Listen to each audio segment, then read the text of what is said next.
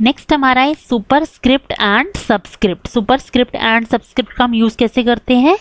Superscript का basically use होता है जब हमें कुछ मैथ्स के फॉर्मूले चाहिए या डेट वगैरह में जब हम TH लिखते हैं, 5th 6th 7th 8th 3rd, तो हम हमेशा ऊपर लिखते हैं, जैसे TH हमारा ऊपर रहता है, ठीक है। और जब हम साइंटिफिक या केमिकल फॉर्मूलेस की बात करते हैं तो हमारी इक्वेशंस के अंदर हमें जैसे नीचे चाहिए होता है, जैसे हमें H2O लिख रहे हैं, फॉर O2 लिख रहे हैं, तो हमारा 2 नीचे आता है। तो इस तरह से जब हम नीचे की फॉर्म में लिखते हैं तो हम इसे सबस्क्रिप्ट बोलते हैं, और जब हमें अपर चाहिए होता है तो हम इसे सुपरस्क्रिप्ट बोलते हैं। तो इसको अप्लाई करने के लिए हम फॉर्मेट टैब में, फॉर्मेट मेन्यू में टेक्स्ट ऑप्शन के अंदर सुपरस्क्रिप्ट का यूज़ करते हैं अपर टेक्स्ट लिखने के लिए, और सब लोअर टेक्स्ट लिखने के लिए हम फॉर्मेट मेन्यू में टेक्स्ट में जाके सबस्क्रिप्ट का भी यूज़ कर सकते हैं। इसको समझते हैं एक बार। फॉर एग्जाम्पल मैं यहाँ पर डेट लिख रही हूँ इंडिपेंडेंस डे 15th अगस्त, ओके। अभी तो ये अपने आप से ले रहा है इसको, क्योंकि हम काम कर रहे हैं, ठीक है। अच्छा ठीक है, यहाँ नहीं लिखते क्योंकि इसमें बाय डिफ़ॉल्ट भी ये इसको ऊपर ही ले लेता है सुपरस्क्रिप्ट को। तो एक बार वैसे करके देखते हैं।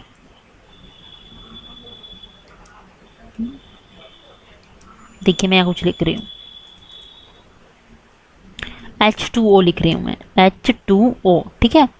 तो हमें इस 2 को नीचे लाना है, तो हम क्या करेंगे, इस 2 को सिलेक्ट करेंगे, थोड़ा सा इसको बड़ा कर लेते हैं ताकि आप सबको विजिबल हो जाए। इसकी साइज को मैं थोड़ा सा इंक्रीज कर रही हूँ, ठीक है। तो अब मुझे इस 2 को लोअर में लेके आना है H के, तो मैं इसको 2 को सिलेक्ट करूँगी। 2 को सिलेक्ट करने के बाद मैं फॉर्मेट मेन्यू में जाऊंगी, फॉर्मेट मेन्यू में जाने के बाद टेक्स्ट में जाएंगे, एंड टेक्स्ट में जाने के बाद हम यहाँ से सबस्क्रिप्ट को यूज़ करेंगे। सबस्क्रिप्ट फॉर्मेट में गए, टेक्स्ट ऑप्शन पर क्लिक किया एंड हमने सबस्क्रिप्ट पर क्लिक कर देना है, देखिए इस तरह से, ठीक है। तो हमारा इस तरह से हम सबस्क्रिप्ट का यूज़ करते हैं। अब एक और करके देखते हैं। फॉर एग्जाम्पल H2SO4, ठीक है। अब हमें H2SO4 एक केमिकल फॉर्मूला है, तो हम इसको 2 को नीचे लाना है, तो हम यहाँ से या तो फॉर्मेट में जा करके टेक्स्ट में जाएंगे और यहाँ से हम सबस्क्रिप्ट का यूज़ कर लेंगे। इसके अलावा हम फॉर्मेटिंग टूल बार में से भी जा करके आपको सुपरस्क्रिप्ट एंड सबस्क्रिप्ट के ऑप्शंस दिखाई देंगे। यहाँ से भी आप सबस्क्रिप्ट को इस ऑप्शन को चूज़ कर सकते हैं। इसके लिए शॉर्टकट की होती है Ctrl+Shift+B। इस पर क्लिक करेंगे तो देखिए 2 नीचे आ जाएगा। इसी तरह से फॉर को भी आपने लोअर में लेके आना है, तो यहाँ से आप क्लिक कर सकते हैं। इस तरह से हम यूज़ करते हैं। और अगर हम अब सुपरस्क्रिप्ट का यूज़ करके दिखाती हूँ आपको, जैसे कि मैं एक फॉर्मूला लिख रही हूँ A² + B², यानी कि A2 + B2, ठीक है।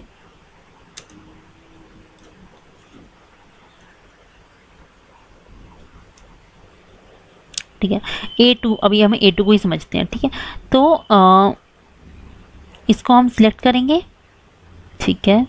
तो इसको सिलेक्ट करने के बाद हम सुपरस्क्रिप्ट पर क्लिक कर देंगे, तो हमारा 2 अपर में चला गया, ठीक है। इसी तरह से B2 लिखना होता तो हम इस 2 को सिलेक्ट करते हैं, या हम फॉर्मेट में जाते हैं, यहाँ से टेक्स्ट में जाते हैं और हम यहाँ से सुपरस्क्रिप्ट के क्लिक कर लेते। तो इस तरह से हम सुपरस्क्रिप्ट एंड सबस्क्रिप्ट का यूज़ करते हैं। ये आपको फॉर्मेट मेन्यू के अंदर, टेक्स्ट के अंदर सबस्क्रिप्ट या सुपरस्क्रिप्ट दोनों ऑप्शंस मिलेंगे, नहीं तो आप फॉर्मेटिंग टूल बार में जाकर के भी इन दोनों ऑप्शंस का यूज़ कर सकते हैं। सुपरस्क्रिप्ट के लिए शॉर्टकट की होती है Ctrl+Shift+P और सबस्क्रिप्ट के लिए होती है Ctrl+Shift+B।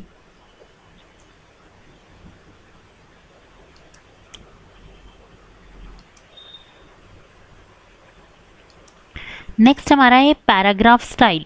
आप अपने पैराग्राफ के स्टाइल को भी चेंज कर सकते हैं। तो आपका पैराग्राफ सेवरल सेंटेंसेस में भी हो सकता है, या सिंगल सेंटेंस में भी हो सकता है, या एक सिंगल वर्ड में भी हो सकता है, और even no words at all. तो every paragraph in a Libre Office Writer document has a paragraph style. हर एक पैराग्राफ जो भी हम लिब्रा ऑफिस राइटर के अंदर लिखते हैं उसके लिए हमारे पास डिफरेंट पैराग्राफ के स्टाइल्स होते हैं जिसका हम यूज़ कर सकते हैं, और देख लेते हैं। अभी मैं इसमें यहाँ से डिलीट कर रही हूँ क्योंकि हमें कंसेप्ट समझ आ गया है सबस्क्रिप्ट एंड सुपरस्क्रिप्ट का। तो अब हम पैराग्राफ स्टाइल को समझते हैं, ठीक है। अभी इसको हम वापस से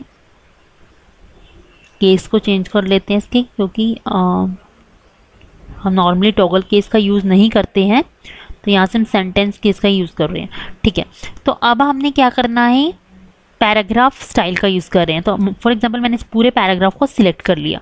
अब यहाँ पे आपको एक ऑप्शन दिखाई देगा सेट पैराग्राफ स्टाइल का, तो यहाँ से जा करके आप इसको क्लिक करके आपको डिफरेंट डिफरेंट ऑप्शंस मिलेगी, जिससे आप अपने पैराग्राफ के स्टाइल को चेंज कर सकते हैं। फॉर एग्जांपल ये आपके एक टेक्स्ट की बॉडी है, या फिर आपका टाइटल है, सब टाइटल है, आपकी हेडिंग्स है, यहाँ से आप सिलेक्ट कर सकते हैं अपने पैराग्राफ के स्टाइल को। अगर हम हेडिंग 1 इसको बनाते हैं तो आपको इस तरह से दिखाई देगा। सब टाइटल लेके चलते हैं तो इस तरह से आपको सब टाइटल फॉर्म में दिखाई देगा। ठीक है, हेडिंग 3 ले रहे हैं तो इस तरह से दिखाई देगा। तो इस तरह से आप अपने पैराग्राफ के स्टाइल को भी चेंज कर सकते हैं। अभी हम यहाँ बॉडी है हमारी, क्योंकि टाइटल तो हमारा इंडिपेंडेंस डे था, तो हमारी टेक्स्ट की बॉडी है, तो हम इसको टेक्स्ट बॉडी पर सिलेक्ट करके रखेंगे। ठीक है, तो इस तरह से हम पैराग्राफ के स्टाइल को यहाँ से चेंज कर सकते हैं। नेक्स्ट हमारा है indent paragraph. Indenting, the entire paragraph can be indented in one step. Place the text cursor anywhere in the paragraph and select and check on the increase indent tool, and you can also use decrease indent tool for removing the indent and increase indent tool for increasing the indent। इसको करके देखते हैं। For example मैंने इस पूरे paragraph को select कर लिया है। अब मुझे इसको इंक्रीज इंडेंट करके देखना है और डिक्रीज इंडेंट करके देखना है। तो यहाँ पर आपको दो ऑप्शंस दिखाई दे रहे हैं फॉर्मेटिंग टूल बार के अंदर। ये हमारा है इंक्रीज इंडेंट का और ये हमारा है डिक्रीज इंडेंट का। ये आपको ऑप्शंस फॉर्मेट के अंदर भी मिल जाएंगे। फॉर्मेट में टिक्स में जा करके भी आपको increase size and decrease size का ऑप्शन दिखाई देगा, और इंडेंटिंग के लिए भी आपको यहाँ कहीं ना कहीं ऑप्शन मिल जाएगा। ठीक है, तो अभी हम यहीं से ऑप्शन को चूज कर रहे हैं। देखिए अब अगर मैं इंक्रीज इंडेंट करती हूँ तो देखिए क्या होता है। देखिए यहाँ से लेफ्ट साइड से कितना सारा इंडेंट जो है वो हमारा होता जा रहा है, और इंडेंट हमारा इंक्रीज होता जा रहा है। देखिए ठीक है, इस तरह से हम अपने इंडेंट को इंक्रीज करते हैं, और वापस से डिक्रीज करने के लिए हम डिक्रीज इंडेंट पर क्लिक करेंगे। तो इस तरह से हम इंडेंटेशन को इंक्रीज भी कर सकते हैं एंड डिक्रीज भी कर सकते हैं। नेक्स्ट हमारा है अलाइनिंग पैराग्राफ्स। अपने पैराग्राफ को अलाइन भी कर सकते हैं। पैराग्राफ की लाइनिंग की बात हो रही है। ये मेरा पैराग्राफ सिलेक्टेड है, मैं इसकी साइज को थोड़ा सा इंक्रीज कर लेती हूँ। ठीक है, अब अलाइन करते हैं। अगर मैं इसको सेंटर अलाइन करती हूँ तो देखिए मेरा जो पैराग्राफ है मुझे सेंटर में दिखाई दे रहा है, और अगर मैं इसको लेफ्ट में कर रही हूँ तो ये लेफ्ट साइड से बिल्कुल प्रॉपर है, और सेंटर में हो गया है पूरा पैराग्राफ। अगर हम राइट कर रहे हैं तो ये राइट साइड में पूरा एक तरफ से पैरेलल चल रहा है। अगर मैं चाहती हूँ लेफ्ट साइड और राइट साइड दोनों पर पैरेलल चले तो हम जस्टिफाई का यूज़ करते हैं। देखिए अब आपका left side and right side में प्रॉपर एक इंडेंटेशन, एक प्रॉपर एक फॉर्मेट है। तो इस तरह से हम अलाइनमेंट का यूज़ करते हैं। लेफ्ट अलाइन के लिए शॉर्टकट की होती है Ctrl+L। सेंटर अलाइन के लिए हमारी शॉर्टकट की होती है Ctrl+E। राइट के लिए होती है Ctrl+R, एंड जस्टिफाई के लिए होती है Ctrl+J। नॉर्मली जो हमारी बुक्स होती है वो हमारी जस्टिफाइड होती है, क्योंकि एक प्रॉपर एक फॉर्मेट में बुक बनाई जाती है। तो इस तरह से हम जब भी किसी को डॉक्यूमेंट सेंड करते हैं तो हम हमेशा जस्टिफाइड डॉक्यूमेंट ही सेंड करते हैं ऑलमोस्ट।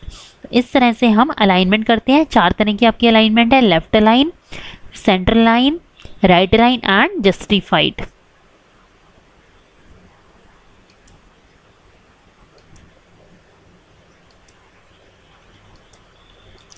नेक्स्ट आपका है कि आप फॉन्ट कलर का कैसे यूज़ करते हैं, हाईलाइटिंग का कैसे यूज़ करते हैं, एंड बैकग्राउंड कलर भी आप इसे बोलते हैं, तो उसका यूज़ कैसे करते हैं, जैसे कि हमने अभी देखा था करके कि कैसे करते हैं। फॉर एग्जांपल मैं इसी पैराग्राफ का फॉन्ट कलर चेंज करना चाहती हूँ, तो मैं यहाँ से फॉन्ट कलर ऑप्शन पर क्लिक करूँगी और यहाँ से कोई भी कलर मैं चेंज कर सकती हूँ। ये देखिए इस तरह से मैंने फॉन्ट के कलर को चेंज कर दिया। अगर मैं इसको हाईलाइट करना चाहती हूँ, इसके बैकग्राउंड में कुछ कलर देना चाहती हूँ, तो मैं हाईलाइट कलर में जा करके कोई भी कलर दे सकती हूँ। ठीक है, तो इस तरह से हम बैकग्राउंड में ये हाईलाइट करते हैं इसको, अपने टेक्स्ट को।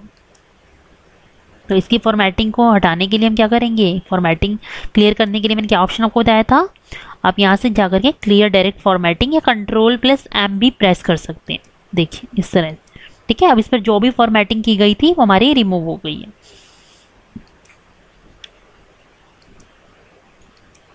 ठीक है, नेक्स्ट है कि आप बुलेट्स एंड नंबरिंग का कैसे यूज़ करते हैं। अगर आपको अपने पैराग्राफ में आपको अपने पॉइंट्स के आगे कुछ बुलेट्स का यूज़ करना है, इस तरह के हमारे बुलेट्स होते हैं और ये हमारी नंबरिंग होती है। अगर आपको इस तरह का ऑप्शंस का यूज़ करना है तो आप ये भी कर सकते हैं। अगर आप कोई लिस्ट बना, एक लिस्ट के अंदर दूसरी लिस्ट है, सब लिस्ट है, तो आप नेस्टेड लिस्ट का भी यूज़ कर सकते हैं। यानी कि आप अपने पैराग्राफ में बुलेट्स एंड नंबरिंग अपने डॉक्यूमेंट के अंदर अप्लाई कर सकते हैं एंड नेस्टेड लिस्ट का भी आप यूज़ कर सकते हैं। तो ये आपका जैसे पैराग्राफ है, आपको अपने इस पैराग्राफ के आगे कुछ बुलेट्स चाहिए, तो आपको यहाँ दो ऑप्शंस दिखाई दे रहे हैं, टॉगल बुलेटेड लिस्ट, ठीक है, और यहाँ पर आपका है नंबर्ड लिस्ट। यानी कि अगर आपको बुलेट्स चाहिए तो आप इस ऑप्शन पर क्लिक करेंगे। फॉर एग्जाम्पल मुझे ये वाला चाहिए, तो इस तरह से आप देखिए, इस तरह से आप बुलेट्स का भी यूज़ कर सकते हैं। और अगर हमें यहाँ पर नंबर चाहिए तो हम यहाँ से नंबर्ड लिस्ट का भी यूज़ कर सकते हैं। नंबर में आपको 1 2 3 की फॉर्म में भी दिखाई दे रहा है, रोमन फॉर्म में भी दिखाई दे रहा है, यानी कि आपका लेटर्स की फॉर्म में भी दिखाई दे रहा है। तो आप अपनी चॉइस के अकॉर्डिंग सिलेक्ट कर सकते हैं। देखिए इस तरह से मैंने सिलेक्ट किया तो हमारे यहाँ पे नंबर फॉर्म में आ गया, ठीक है। तो यहाँ से आपको ये ऑप्शंस दिखाई देंगे बुलेटेड लिस्ट का एंड नंबर्ड लिस्ट का। तो इस तरह से आप ऑप्शन चूज कर सकते हैं। नेक्स्ट हमारा है assigning colour, border and background. तो अगर हमने अपने इस पैराग्राफ का बॉर्डर सेट करना है तो सबसे पहले मैं इसे सिलेक्ट कर लेती हूँ अपने पैराग्राफ को। पैराग्राफ को सिलेक्ट करने के बाद हम फॉर्मेट मेन्यू में जाएंगे। फॉर्मेट मेन्यू में जाने के बाद हम पैराग्राफ ऑप्शन को सिलेक्ट करेंगे। हम किस में गए, फॉर्मेट मेन्यू में गए, पैराग्राफ ऑप्शन पर क्लिक किया। पैराग्राफ ऑप्शन पर क्लिक करने के बाद यहाँ से बॉर्डर्स में गए। बॉर्डर्स पर क्लिक करने के बाद यहाँ से हमने सेट ऑल फॉर बॉर्डर्स पर क्लिक किया, क्योंकि हमें चारों तरफ बॉर्डर चाहिए। अगर आपको ऊपर ऊपर चाहिए, टॉप पर चाहिए, सिर्फ बॉटम में चाहिए तो आप उसके अकॉर्डिंग सेट कर सकते हैं। अब ये मुझे चारों तरफ बॉर्डर चाहिए तो सेट ऑल फॉर बॉर्डर्स पर क्लिक किया। यहाँ से हमने साइज ले लिया जिस भी तरह का आपको बॉर्डर चाहिए। फॉर एग्जाम्पल मुझे इस तरह का बॉर्डर चाहिए और इसके साइज को भी आप विड्थ को भी इंक्रीज कर सकते हैं बॉर्डर की। और आपको अगर बॉर्डर का कलर कोई और चूज़ करना है तो आप इस तरह से कलर भी चूज़ कर सकते हैं एंड ओके कर दीजिए। तो इस तरह देखिए आपका पैराग्राफ का बॉर्डर भी सेट हो जाएगा। अगर मुझे इस पैराग्राफ के पीछे एक बैकग्राउंड कलर सेट करना है तो मैं इसे सिलेक्ट करूंगी। सिलेक्ट करने के बाद मैं फॉर्मेट में जाऊंगी। फॉर्मेट में जाने के बाद मैं पैराग्राफ ऑप्शन पर क्लिक करूंगी। यहाँ से जाने के बाद मैं एरिया पर क्लिक करूंगी। एरिया पर क्लिक करने के बाद कलर ऑप्शन पर क्लिक करेंगे। कलर ऑप्शन पर क्लिक करने के बाद यहाँ से आप कोई भी कलर चूज कर सकते हैं बैकग्राउंड के लिए एंड ओके कर दीजिए। तो देखिए इस तरह से हम अपने पैराग्राफ के बैकग्राउंड में भी कलर दे सकते हैं। अगर इसको जस्टिफाई करना है तो आप यहाँ से सिलेक्ट करके इसको, जैसे मैंने बताया था, जस्टिफाई कर दीजिए तो आपका लेफ्ट एंड राइट पर इक्वल एरिया रहेगा, ठीक है। तो इस तरह से हम अपने पैराग्राफ की फॉर्मेटिंग करते हैं। जैसे कि हमने इसका पैराग्राफ का स्टाइल चेंज किया, पैराग्राफ के बॉर्डर चेंज किए, पैराग्राफ पर हमने बैकग्राउंड कलर अप्लाई किया, पैराग्राफ की हमने फॉन्ट कलर चेंज किया। तो इस तरह से पैराग्राफ की भी फॉर्मेटिंग होती है।